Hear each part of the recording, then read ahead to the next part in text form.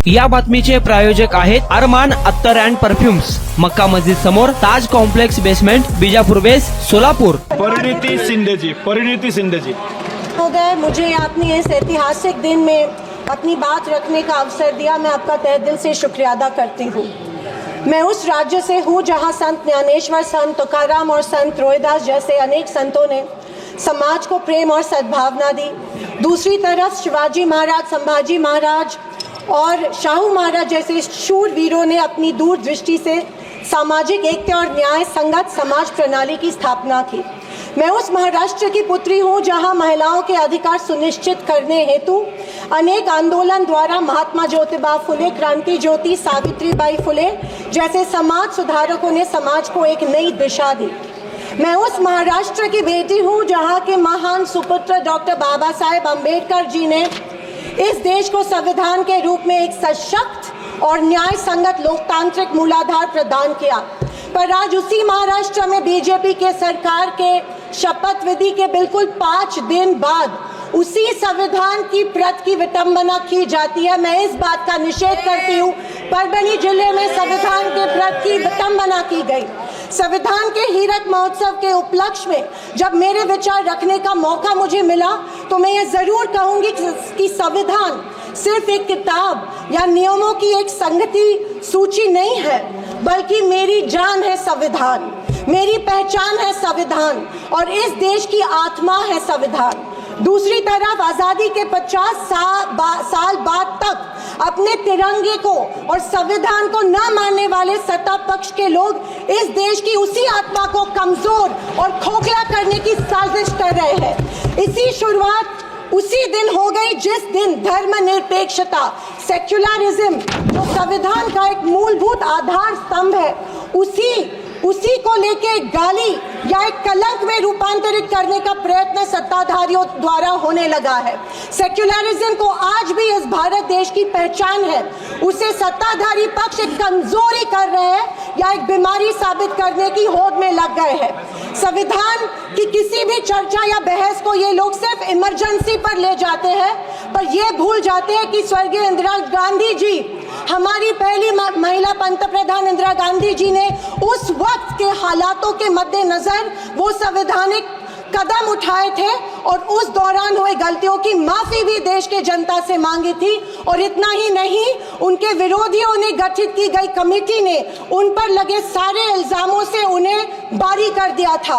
मैं आज इस सदन में पूछना चाहती हूँ मोदी सरकार से, सॉरी 400 पार का नारा फेल होने के बाद एनडीए सरकार से पूछना चाहती हूँ, आप मणिपुर पर देश की जनता से माफी कब मांगोगे?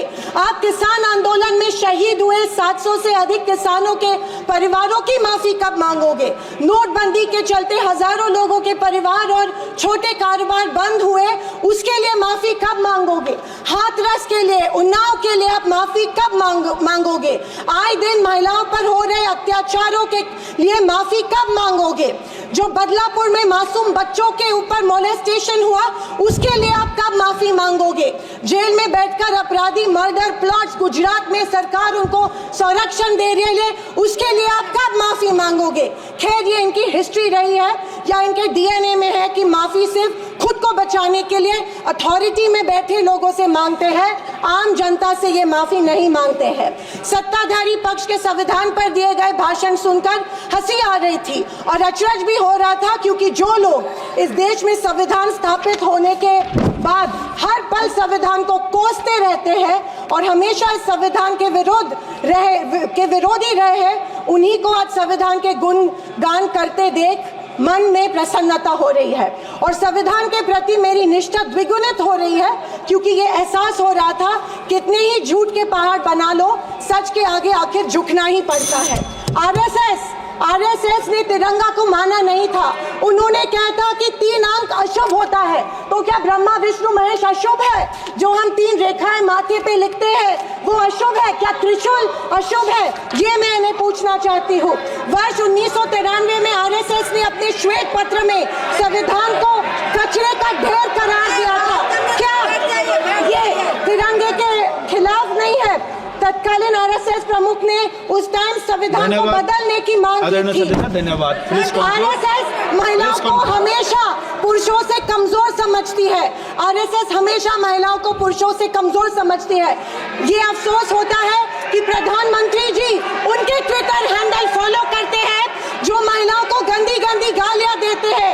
इस बात का अफसोस होता है कि प्रधानमंत्री हमारे देश के प्रधानमंत्री ये करते हैं। जनवरी 26, 2001 में इन्होंने तिरंगा माना और इतने सालों बाद तिरंगे को नागपुर में होस्ट किया। अध्यक्ष महोदय, मैं 2024 के लोकसभा इलेक्शन के बाद इन्हें एहसास हुआ कि संविधान को ज्यादा छेड़ेंगे तो सत्ता हाथ से निकल सकती है, इसीलिए अचानक संविधान के प्रति इनको प्यार उमड़ने लगा। अध्यक्ष महोदय, विशेष रूप से राजनाथ सिंह जी ने, मैं उनका सम्मान करती हूँ, बयान में जाने अनजाने आजादी के बाद से लेकर 2014 तक सारी कांग्रेस सरकारों को ऐसे सर्टिफिकेट दे दिया जिसे कोई झूठला नहीं सकता। उनके मुताबिक संविधान की बदौलत एक गरीब का बच्चा प्रधानमंत्री बना, लेकिन उसकी नींव सर 2 मिनट सर प्लीज। मैं आखिर में यही कहना चाहती हूँ, मैं भारत का, मैं कुछ पंक्तियां कहना चाहती हूँ। मैं भारत का संविधान हूँ, लाल किले से। अध्यक्ष महोदय, बोलना शुरू करें। हिंदी की एक प्रसिद्ध कविता की कुछ पंक्तियों से। एक सेकंड, मैं भारत का संविधान हूँ, लाल किले से बोल रहा हूँ। मैंने तो समता सौंपी थी, तुमने फर्क व्यवस्था कर दी। मैंने न्याय व्यवस्था दी थी, तुमने नर्क व्यवस्था कर दी। हर मंजिल ठहरी कर डाली, गंगा भी मैली कर डाली। न्याय व्यवस्था भी रोती है, गुंडों के घर में सोती है। गांधी को गाली मिलती है, डाकू को ताली मिलती है।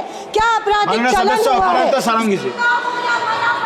कुणाला गिफ्ट द्यायचं असेल तर मग चला ना, अरमान अत्तर अँड परफ्यूम मध्ये सर्व प्रकारचे ब्रँडेड अत्तर परफ्यूम एकाच ठिकाणी मिळण्याचे सोलापुरातील प्रसिद्ध ठिकाण Armaan Attar and perfume. Ajmal, Rasasi, Ahmed Al Maghribi, Swiss Arabian यासारखे नामवंत कंपनीचे अत्तर अँड परफ्यूम मिळतील। इम्पोर्टेड गॉगल्स मध्ये पोगली, RayBan, L B, Ferrari, Gucci, Armani आदी नामवंत कंपनीचे गॉगल्स मिळतील।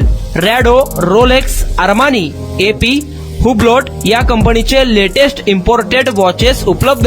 त्याशिवाय टेबल लॅम्प, बखुरदानी, मसाज गन, इम्पोर्टेड अगरबत्ती, हेअर ड्राय, फिंगर रिंग्स या वस्तू खरेदीसाठी एकदा अवश्य भेट द्या। अरमान अत्तर अँड परफ्युम्स, पता मक्का मस्जिद समोर, Taj complex basement, Vijapur west, Solapur.